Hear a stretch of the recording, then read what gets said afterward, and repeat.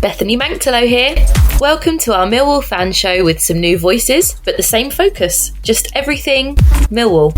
Enjoy! Welcome to the 2023-24 series of Millwall No One Likes Us Talkings, our Millwall Fans Show. I'm your host, Myles Thornton, and with me I have the No One Likes Us Talking team of Stan Godwin, Dave Hart and George Lampey. Not everybody likes them, but they don't care. Welcome team and listeners. Stan, I want to come to you first, mate. Could you give us your thoughts on the Coventry game? Oh, well, Coventry. Well, it was a strange game. I mean, let me say this from the outset. I was actually quite pleased with the way that we approached it, our interpassing and all that sort of thing. It was very similar to what I see against Sheffield Wednesday. Now, you know, and there was really, from our point of view, really a long ball kicked, which is, and you know my view on all that.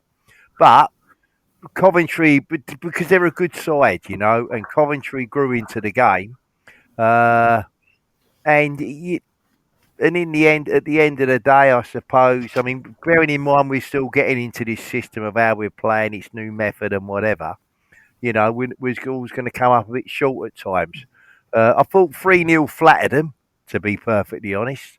But there you are. That's what happens, unfortunately. I mean, but that sort of quality opposition that you're playing against, you're going to come up against them sort of teams all the time in this division, you know. And you know, some of these. I mean, the only thing that concerned me was I was sitting there looking at my phone, and this is the second game that Joe Edwards has been in charge and the first home game, right? And I'm sitting there and I see a couple of people get on there and then they're talking about, oh, he's Gary Rowett in disguise. And I'm thinking, what's all this about?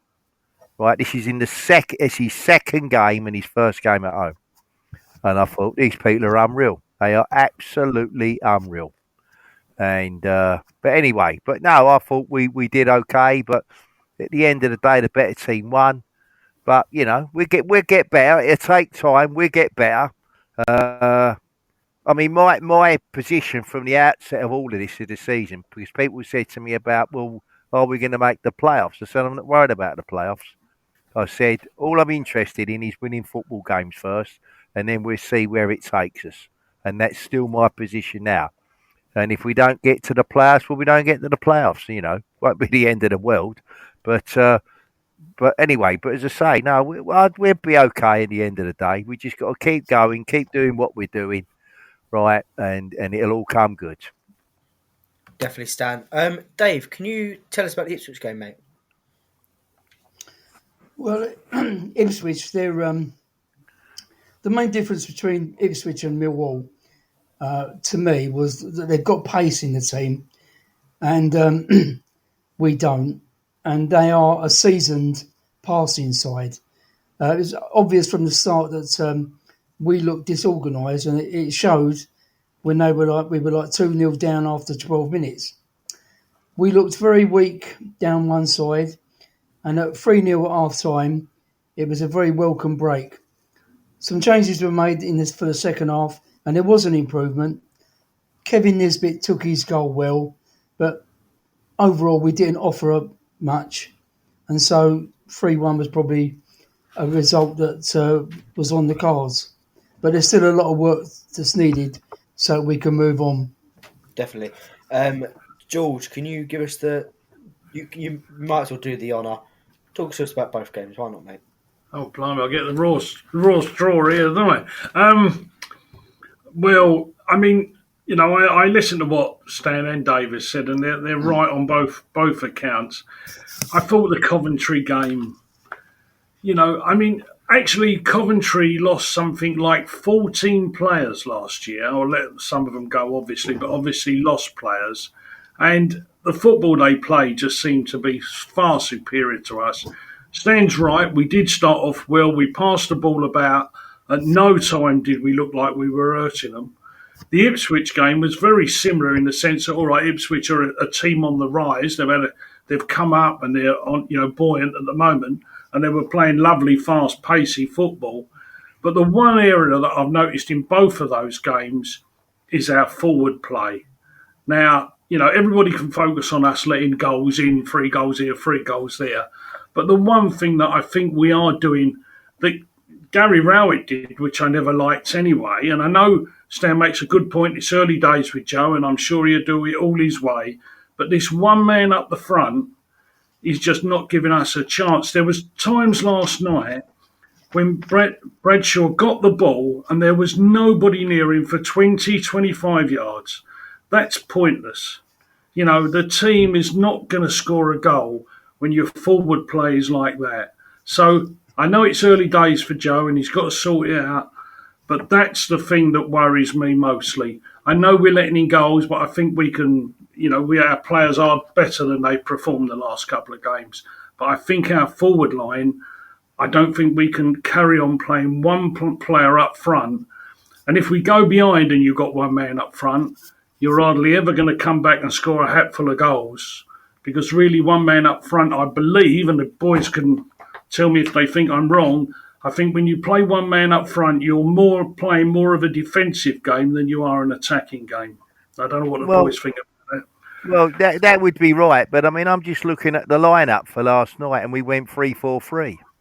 So what I'm saying is if there was one person up there, At no time, Stan, and I'm sorry I interrupted you there, but at no time was there 2 other people up with Bradshaw. And I tell you what I noticed, and I'll just go back before I let you come back in. When we played Coventry, right, now Robinson, who's the manager of Coventry, he's quite a good tactician. I noticed on our back 4 at one stage in our game against Coventry, he had 3 forwards on our 4 players at the back. Now that is giving them a hell of a lot to do. But when I'm just saying that we have Bradshaw there on his own, and there was no time last night when we had 3 men, one either side of Bradshaw. So sorry, Sam, I interrupted you. So go on, mate. Okay. But it could well be right as what Joe Edwards said last night. I heard him, right, and he was quite scathing about the performance, to be fair. And he said we wasn't even getting the basics right. Now, that was regardless of what system you were talking about. He said, we're not getting the basics right. And but what I'm getting at is, based on the lineup, we should have been playing with 3 up front. Adi Maku, right? I don't know. I'm not criticising him as such, but for large parts of that game, I didn't see him. And I'm thinking to myself, well, where are you? Now, when he went off, for all I know, he could have been under instruction. I don't know. But when he went off, that wasn't a surprise to me, right? But clearly, if you play one up front in this, it's nonsense. You can't do that. And he's got to have players up there supporting. But all I'm saying is the lineup was last night 3-4-3. Now, then you have to ask the question, well, where were the other 2? What were they doing? Why weren't they there? Well, only they know and the manager. But there should have been, on that, there should have been, well, we should have had at least 2 there if you turn around and say Amaku and Bradshaw, right? Because it's to play one up front, right? In this sort of this sort of level with them sort of teams, right? You might as well pack up, mightn't you? Because he can't plough his own furrow up there. No. If you're right, Stan, and we were meant to be playing 3, then I'm wrong, But I noticed, and it was the same in the Coventry game, there was no forward play, what we might, in modern terms, is in the last third of the pitch when it's up the other end. And last night, I know for a fact that when I saw Bradshaw get the ball, there was nobody near him. And I thought, how's this fella ever going to get? And then we take Bradshaw off and we bring Nesbitt on. It's like for like. And if he is the only man up there, then Nesbitt comes the only man up there.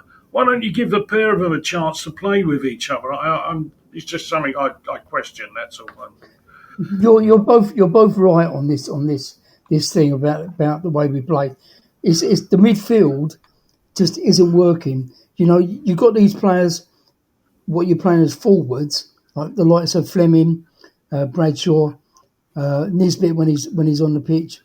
Imaku can score it, but you got to get service from the wings coming into the box. You can't play long ball down the middle, which is a system that I'm not a fan of.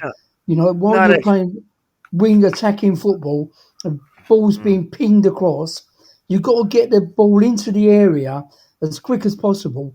And there's nobody up following up from the midfield in that position to get the ball over.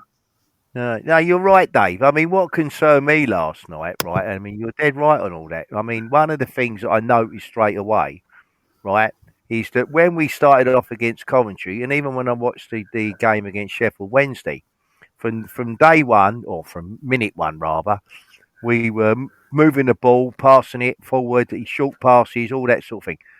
Like in the first half, right, last night, that reminded me of Millwall last season. Because all they kept doing, I don't know how many times I keep seeing the ball go long, and that was giving me the hump. But no, so you're right there. I mean, that I suspect that might be the reason, George, that you think that there was only the one guy. We were not playing the short passing game, which in my opinion we should have been, and what Ipswich were doing. And it reminded me of when I was watching that. In the second half, it was slightly better. But in the first half, I thought to myself, this is Millwall last season. And I thought to myself, but perhaps he's going back to what he said after the game. You know, they weren't getting the basics right. But I'm afraid. Sorry, Stan. Sorry. I mean, the thing is with all this, right, is that all this is going to take time because, as somebody said, right, last night, or I heard it this morning on the panel, you know, under Gary Rowett, we played a certain way. That was like for 4 years. Now, you've got a new bloke coming, whoever that, I mean, we know who it is. Although he's going to want to change it, they're not suddenly just going to tune in overnight. That's all going to take time, isn't it? Of course they're not. No, yeah, of course they are. Yeah. But just going back to the Coventry game, there were times in that game where we're passing the ball around and not making any yardage up the field. It's like we're playing like a rugby team. And at one point, leading up to the Coventry first goal, we had the ball and we made 16 passes. Then we lost the ball. Coventry had 4 passes and the ball was in the net. And I know they're a seasoned passing team, Coventry, but that is the difference. They're direct and we're not. All this side to side, it's like, you know, it's just not working. You're going nowhere. Well, I mean, I can only assume this. I'll be absolutely amazed if it does happen, right? But, you know, the way that I'm talking about in terms of the forward play and whatever, you know, that's going to improve.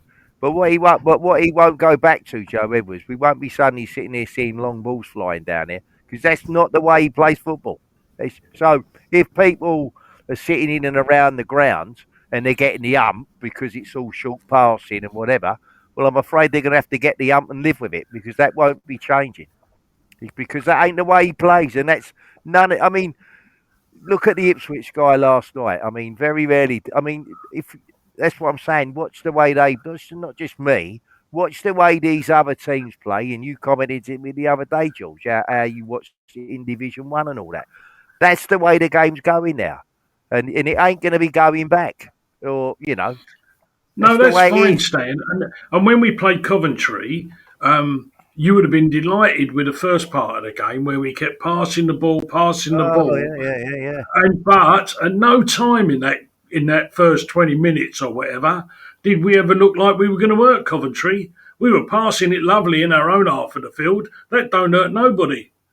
You've got to have the extra ability to move up the field with it. Oh no, that's right. You got to have an end product. I mean, I know, but I've never denied that. But by the same token, George, while with the ball, the opposition ain't hurting you, are they? Because no matter how good they are, if they don't get the ball, and if we keep just turning it over, you'll end up paying a price for that. But I agree that, you know, it's no good just passing it for the sake of passing it. There has to be an end product. I mean, that's the point of football, isn't it? To score goals. That's what you're there to do. So, no, I mean, there's got to be an end product. But, as I say, I always remember the old maxim, right? No matter how good the opposition are, if they haven't got the ball, they can't hurt you. And if you keep turning it over to them, if we keep giving the ball away cheaply, not just us, but anyone in that division will tell you, If you keep giving the ball away cheaply to good teams like Ipswich, eventually they punish you. Yeah, brilliant. And that's the way it is, unfortunately. Right, we're going to take a break there and hear from Jess Tuffield and Debbie Julians. Hi, this is Jess Tuffield from G&M Motors. Operating from a modern and purpose-built facility in Milton Road, Gravesend, G&M Motors offers a complete range of new Honda cars and services. As well as new Hondas, we have an extensive range of used cars, including ex-Motability cars from a variety of manufacturers. Specialising in new Honda cars, G&M Motors has been retailing quality new and used vehicles to the people of Kent and South East London for over 4 decades. We have been a Honda dealership since 1972 and are the country's longest serving supplier of this renowned marque. Conveniently sited just 2 miles from the A2, 10 miles from the M25 and Dartford Crossing, visitors to our showroom are assured a warm welcome from our experienced and friendly staff. Our facilities include an on-site workshop capable of providing full vehicle servicing and repairs, as well as an extensive parts department offering genuine Honda parts and accessories. The expertise of our skilled mechanics is not limited to just Hondas, but extends to most makes and models of motor vehicles. Whatever your motoring needs, visit us at G&M Motors today. The newly extended hours of our G&M headquarters means that you can contact us from 8 a.m. till 6 p.m. on weekdays and 9 a.m. till 6 p.m. on Saturdays. To contact us, call us today on 01474 365 026. Thank you, Jess. Debbie Julians here. Don't forget to call Jess on 01474 365 026. G&M Motors have been dear friends of the Julians family for over 4 decades now. From my dad Lenny to me, Debbie, Lions together. I'm your host, Myles Thornton, and with me I have the No One Likes Us talking team of Stan Godwin, Dave Hart and George Lampey. Many thanks to our sponsors, G&M Motors. Why not go along, check out the Hondas and see what else they have on site at Gravesend.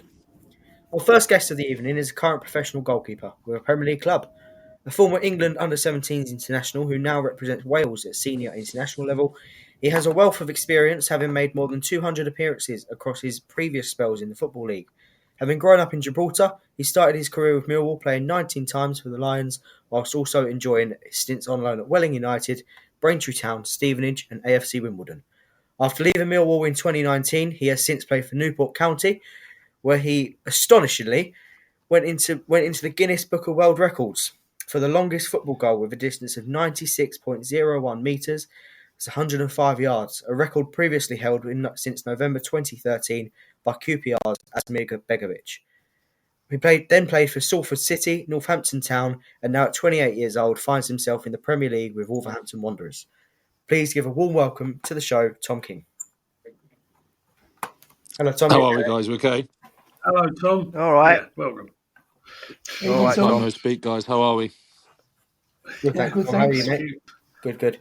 It's Myles here. Great to have you on the show. Before I hand you over to the panel, I wanted to ask, that Guinness World Record, how did it feel when you got it? Meant it. Saw him off his line and just tried to dink him from 106 yards. That was all it was. Yeah, no, to be fair, Was it a one lucky of goal, the, one of the Tom? Lucky windy. goal. Yeah. No, there's no luck involved. I don't know what you're talking about. Have you not seen it? Nah, to be fair, like it was one of the windiest nights. Must have been in Cheltenham history. Like, and as we walked out onto the pitch, I think there was a couple of laughs and jokes. Like, oh, you score, like you have a shot, you score. Like, it's not a long pitch. So I thought, oh, yeah, thought nothing of it. Anyway, we'd been practicing a tactic for a couple of weeks where we tried to pretend to play out and smash it long in behind. And next thing you know, I'm a Guinness World Record holder. So yeah, it all happened pretty quickly. And I didn't really realise till after the game, just kind of played on the game. And we ended up getting a 1-1 draw against extremely good Cheltenham side who ended up getting promoted that year. So yeah, I didn't think about it much after the game. And then obviously when I was on the bus back, I was getting inundated with messages saying I was a Guinness World Record holder. How are you finding it right now in the Premier League with Wolves? And how did that move come about?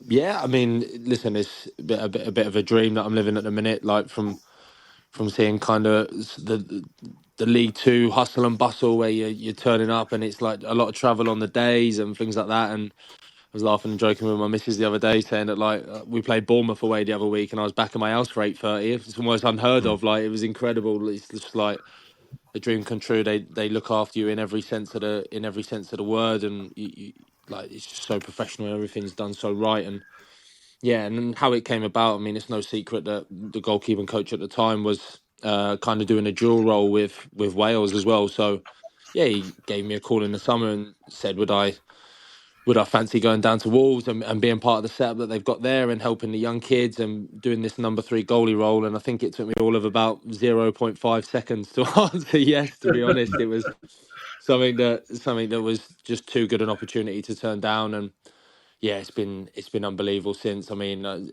just a couple of throwaway comments really to my agent on the phone, just saying that like I've maybe I think I've learnt more in the last 3 months at being at Wolves than I have kind of the last 3 years of my career. I mean, the level of detail that we've got in the coaching, especially with the new manager and since a new goalie coach that's come in after Tony Roberts' departure to AC Milan, it's just been a whirlwind, and I'm just trying to embrace it and stride by stride take it all in my step. And I feel like I've done all right. I feel like I don't feel out my depth, which is a credit to me and a credit to the people around me as well. So, yeah, it's been incredible. Proper dream come true. Hi Tom, it's Dave here. How are you, mate? You okay? Yeah, I'm quite good, thanks. You came across and joined us from our rivals over at Crystal Palace. How did that move come about? Yeah, it was a weird one actually. I remember being released by Crystal Palace at the age of 19, and kind of as every young kid does at that age, think that it's all over and the dream's over. And I was actually on trial down at another rival as well, down at Brighton. I was actually doing a few days training down there as well at the time, and I got a call off a friend of mine saying that, listen, would I fancy going into Millwall the next day, and that they'd like to take a look at me, and this was the role that was available, etc. And it was a chance I couldn't really pass up. It was an unbelievable opportunity. Obviously, kind of speaking to people about Kevin Pressman, who was already there, and obviously the manager was Ian Holloway, someone who I'd worked with a little bit at Crystal Palace. Didn't have much to do with him at Crystal Palace at the time, in all fairness, being with the youth team. But I knew that he knew of me and knew my personality, and I knew that he would kind of like want that around the group, which was good at that time. So yeah, and then so I ended up doing the first couple of days training, and I think we played Barnsley. I think I remember as kind of my first trial game, and the rest is history, as they say. I played well. I played well in a couple of trial games after that as well, and obviously with Neil being the under-21s manager at the time, I feel like mine and his characters were very similar. We were very similar off the pitch, not so similar on it, but we were very similar off the pitch in terms of our drive, determination, wanting to be the best. I think he saw a lot of himself in me from when he was a player. I don't know if I'm speaking out of turn there or not, but that's how I felt certainly at the time. And yeah, we got on really well. And then obviously that developed into the relationship where he became first team manager and kind of took me along for that ride with him as well. Yeah, no. Did you notice any difference between their fan base and the Millwall fan base? Do you know what? I didn't really have too much to do with the Crystal Palace fan base at the time. Obviously, I was thrown into an under 17, 18, 19 situation where there wasn't too much interest in youth football at the time. I didn't feel like as there is now, where I mean, there's games like there's under 16 and 17 games televised now and things like that. Like these games are all accessible, and it gives the chance for the fans to have almost relationships with these players, like on Twitter and things like that. There wasn't really that around at the time, and obviously my relationship with the Millwall fans is only positive. To play 19 games and end up with a promotion and getting this great football club back to where it belonged, almost in the Championship, and then trying to kick it on to the next level after that, the season after as well, which we came close a couple of times. So yeah, no, I didn't really notice too much, but obviously, like I said, my relationship was completely different with the Millwall fans compared to the Crystal Palace fans. Hi Tom, George here, mate. Hello, mate. Hello, Tom. I'm delighted actually you're at Wolves. I'm very happy for you in that respect. I've got to ask you about the FA Cup tie at White Hart Lane, at the old White Hart Lane. I mean, what was that like for you? And I know it wasn't the greatest result for us, but it must have been a great occasion for you. And I know you did pull off some magnificent saves. So what was that occasion like for you? Yeah, purely incredible. I still have pictures saved on my phone of that day, and I still like to look back on the memories of that day, even though, like you mentioned, the result was one that I tried to forget in a hurry. But it was kind of an eye opener in my career, obviously being side by side with some of the world's greatest players at the time. I think they ended up finishing second that season in the Premier League, didn't they? So it wasn't like we were playing just like a mid-table Premier League team. We were playing against the very best, in their prime almost. So yeah, no, that day was incredible for me, and it was kind of when I got word that I was going to be playing, when I found out that Jordan wasn't right earlier in the week, it was kind of nerves that hit me straight away, and then the moment that you get that first save in and under your belt, and luckily I had 5 of them to make in the first 25 seconds, I think it was, so that really settled me in, and I really found my bearings and found myself in the goal. So, and then you just build on your confidence from there, really. I mean, obviously it's well documented what happened with the last goal, but I'm still taking credit for Hong Min Son's career. That was his first hat trick that kind of set his Tottenham career alight. It did. So yeah, when I bumped into him, I said, "Oh, you're only where you are because of me." And he just like, obviously I didn't, but yeah, no, that was obviously kind of his welcome to the big stage at Tottenham as well. And yeah, listen, the result was bitterly disappointing, and I really did feel for the fans on that day. We wanted to go out and give a well better showing of ourselves almost, and really go toe to toe with them. But this was an extreme level, but it was good because it allowed a young me to see what the great heights of the Premier League was like. And yeah, it's taken me till 28 in a roundabout way to get back to that level and get to that level. But listen, everyone's on their own separate journey. I'm just glad I'm here now. But that day was really special. That was when I kind of felt like, oh right, I can belong here. I can belong at this level, and I really did feel that on that day, and ever since. Tom, just one thing. Something you said when you was talking about when you went from where you was to Wolves, and you mentioned about the thing about the details that much greater, right? Or the right. What exactly? I mean, because we often hear that phrase a lot, from different people that play and all that. Oh well, I've gone to this club, and one of the big differences is the attention to detail and whatever. And I'm not that I doubt it for a minute, but what I'd be interested to know, what was the obvious changes that you picked up in terms of attention to detail from where you are now to where you was before?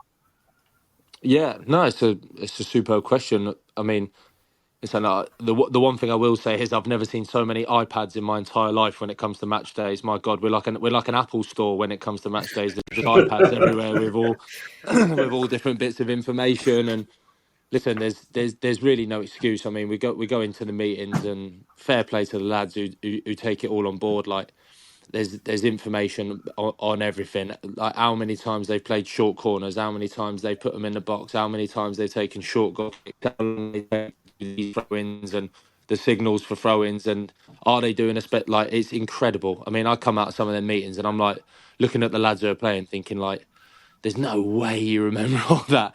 There's no way. And obviously hence the Apple store on the match day, just to give them little refreshers and little reminders in the dressing room. But no, like when we're out on the grass, I have to say, like obviously it was well documented that the manager had a superb performance on Monday Night Football, didn't he, a couple of weeks ago, where it kind of took everybody back, and he showed a couple of clips from training. I mean, and that was just the cream on top of the cake, almost, like some of the detail that we get in training about body positions and where to look. I mean, I'm almost playing passes now, not even looking, because I know that if somebody else is doing their job as well as I'm doing mine, you should be in exactly that position. And 9 times out of 10 he is. And I mean, we've just got a really good thing going. I mean, obviously, bar the couple of controversial decisions that have gone against us in a couple of recent weeks. I mean, we'd be level on points with Man United. So it's been an extremely successful season, but it's all down to the manager. I mean, like I said, like I know I've kind of beat around the bush a little bit there. I can't give you too much about what details we go into, but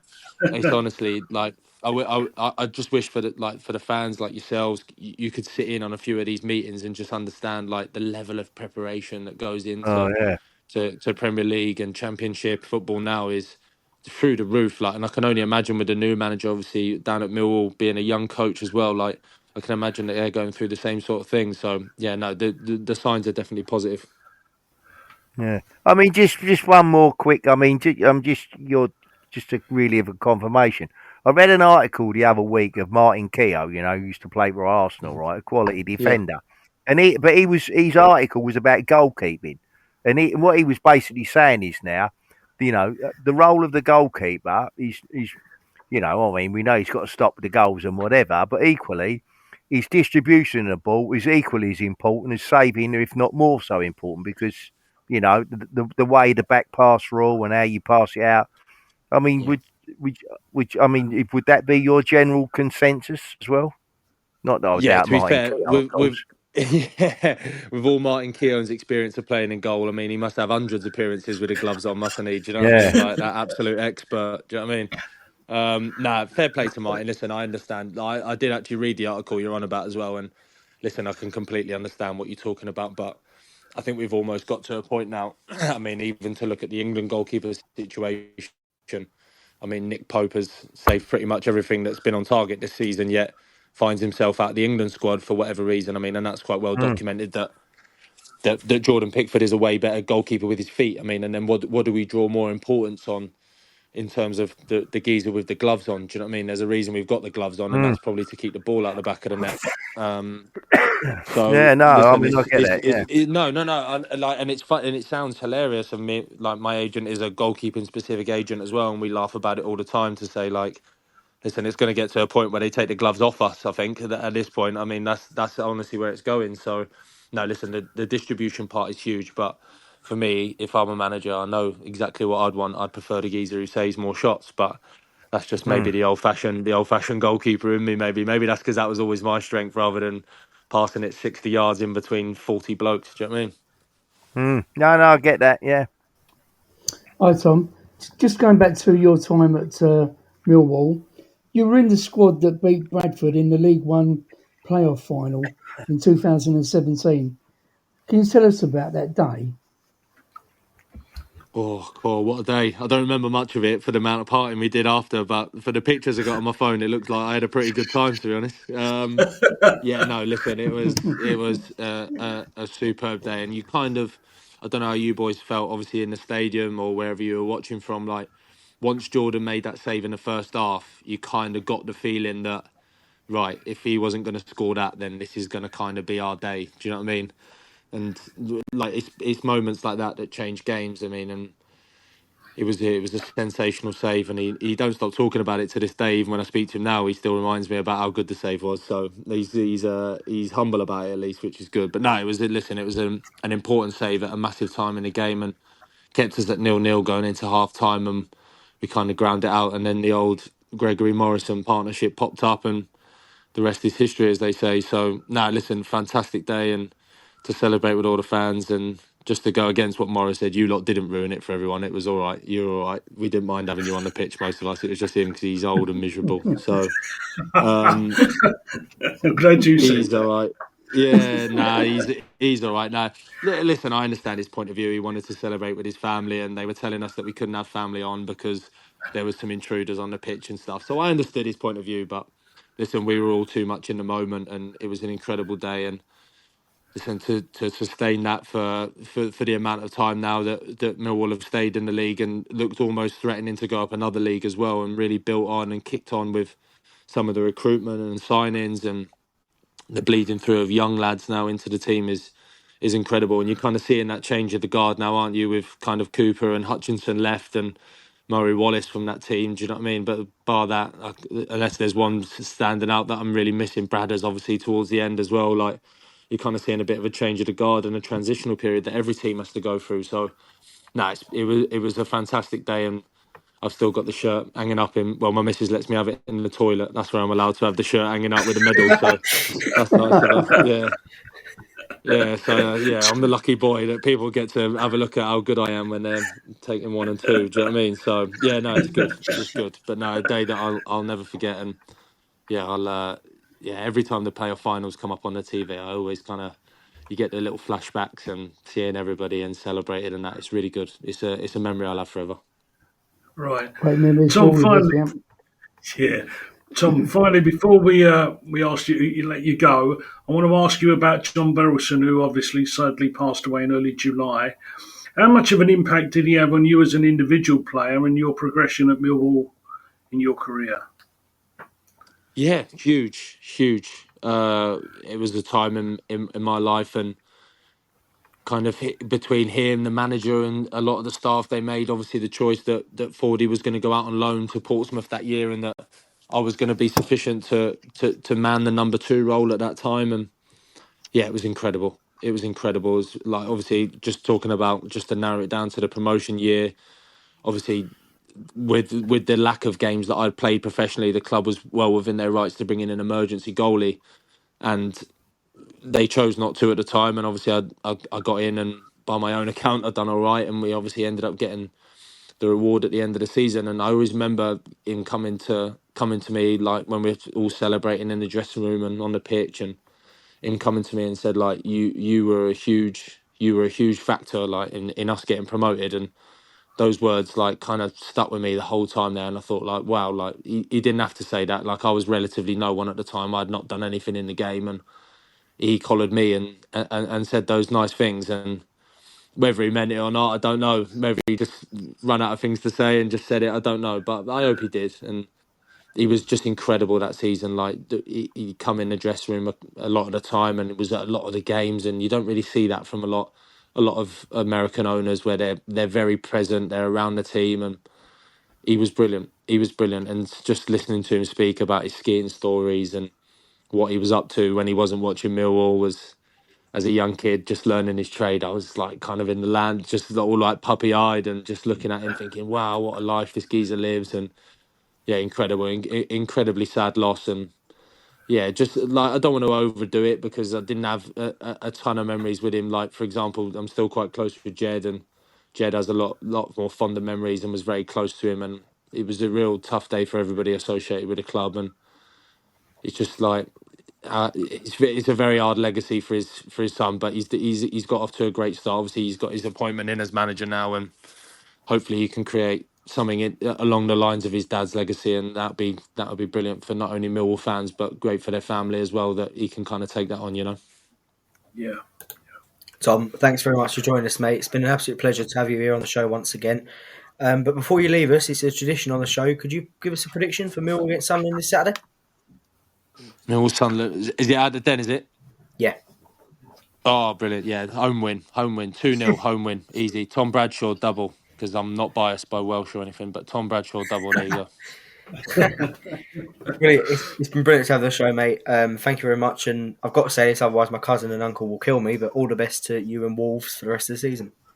Nice. Thank you very much. Yeah, no, I do appreciate that, guys. Look after yourselves. Speak to you soon. Thank you. Yeah. Cheers, Tom. Cheers, Lovely, yeah. Cheers, Tom. Cheers, Tom. Cheers, lads. Bye. We'll take a break there and hear from Harvey Brown talking about the Lions food hub.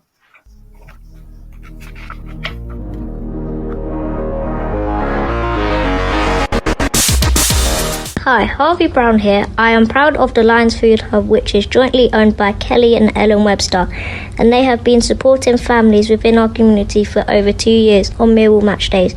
If you would like to donate to them, they have a match day donation hub by the SE16 bar at Coldblow Lane, end of the ground, where they accept any food or money and toiletry donations. If you can help, any donations will be received with thanks.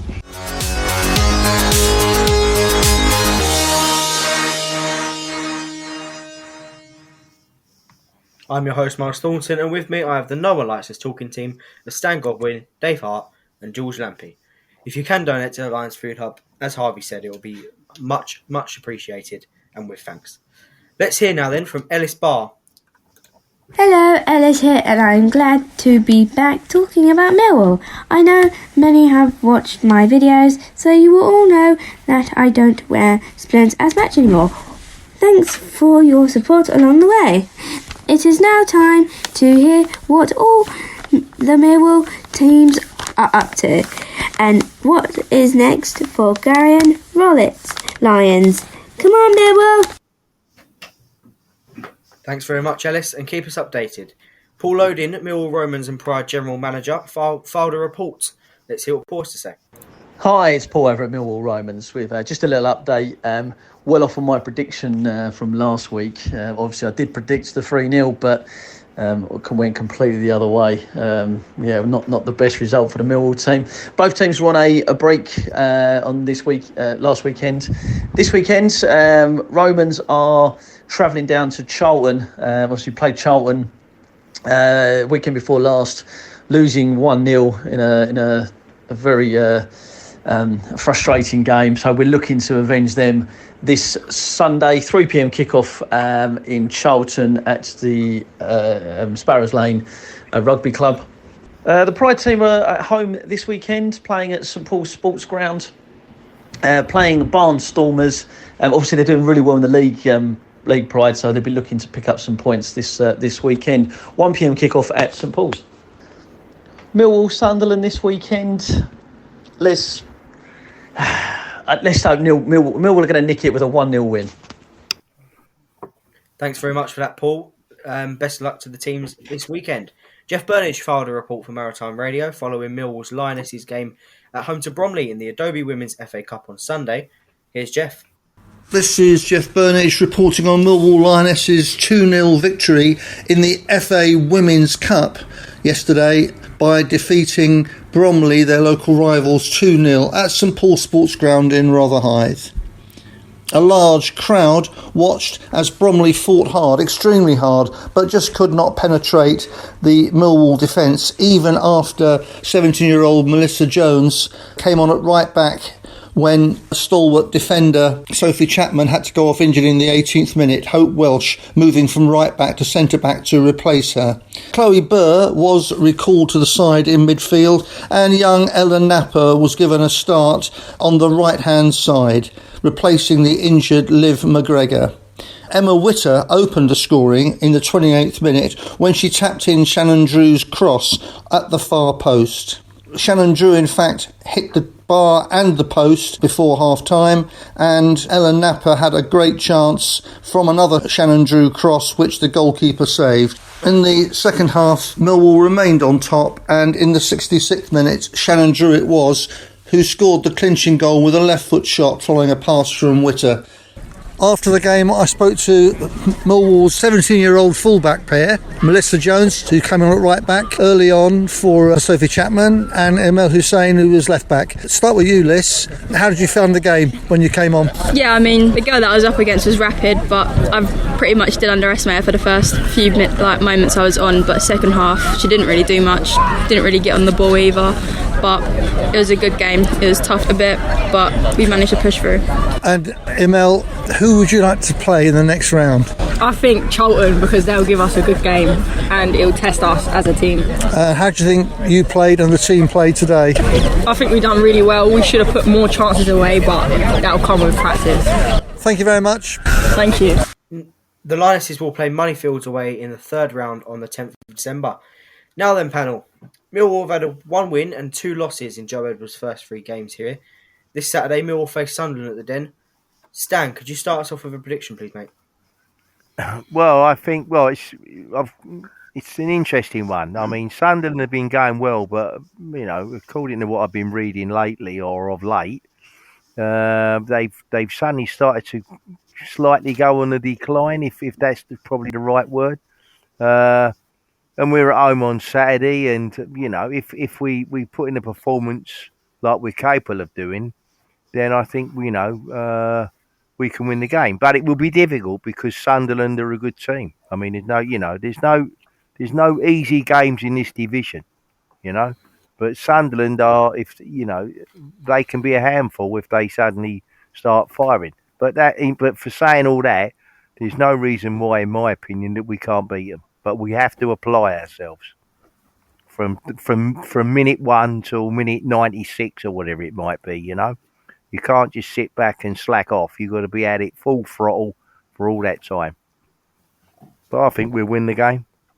Dave, go on, mate. I would say we would win it by the odd goal. So it'll either be 1-0 or 2-1 or 3-2, something like that. But I think we'll win it. Dave, what do you think, mate? Well, these games with Sunderland they're always all guns blazing affairs. They've sold, from what I've heard, they've sold out top and bottom tier, so they'll be there in in making a loud noise, and they lost. They lost on Wednesday, I think. They was at home to Huddersfield. I think they lost, so they're beginning to hit a little bit of a blip. So if we can, as Stan said, if we can get our act together and everything works in our way, I think we can take it 2-1. George, how about you, mate?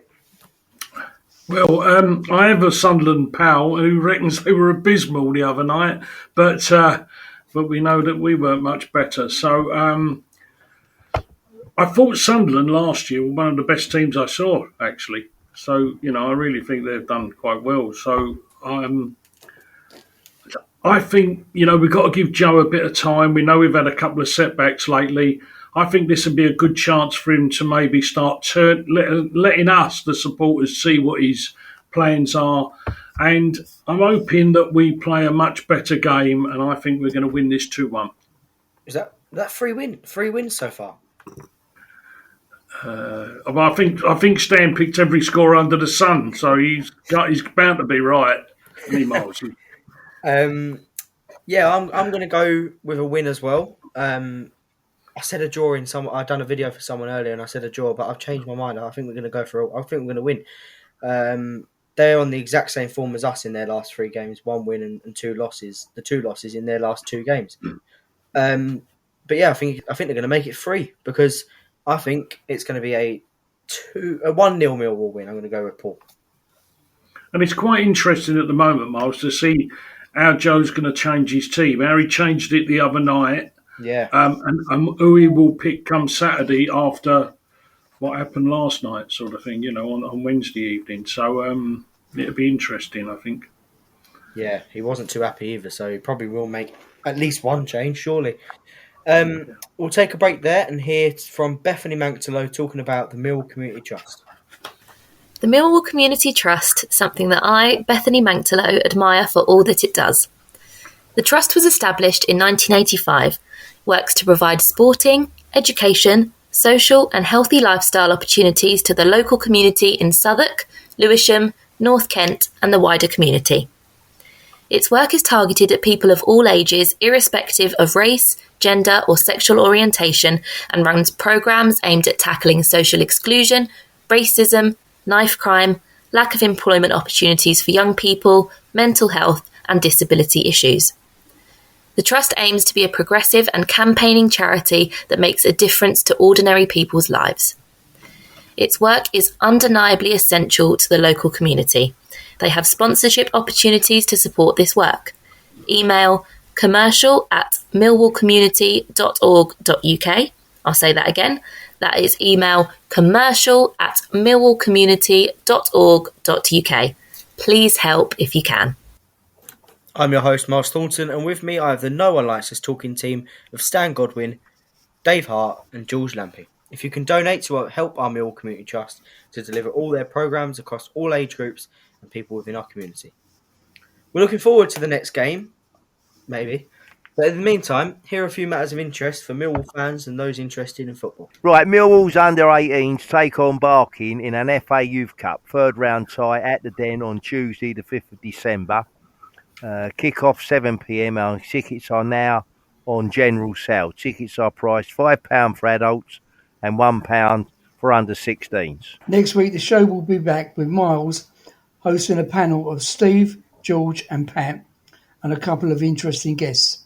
And I'll say good night. Millwall Football Club's 23-24 half-season tickets are now on sale. Secure your seat for the home straight. Furthermore, you will receive all the same benefits as a regular season ticket holder, including priority purchase periods for away games, high demand cup and or playoff fixtures. Well, you'd be lucky to get them. Exclusive discounts on Millwall TV, plus subscriptions and exclusive promotions in the Lions store. Good night, everybody. There you go. Don't forget, you'll be able to listen to the No One Likes Us talking team, bring reports from our games, both home and away, for both the Lions and Lionesses, and also updates on Millwall Community Matters too on Maritime Radio, broadcasting on 96.5 FM. Additionally, you can find us on Instagram, Facebook, X, formerly Twitter, social media sites, and all popular podcast sites. That's it from me. Thanks, Dan. Yeah, cheers. And thanks, Dave. Yeah, good night all. Thanks, George. Cheers, Miles. And thank you all for listening. Finally, let's not forget to keep it safe on the streets out there.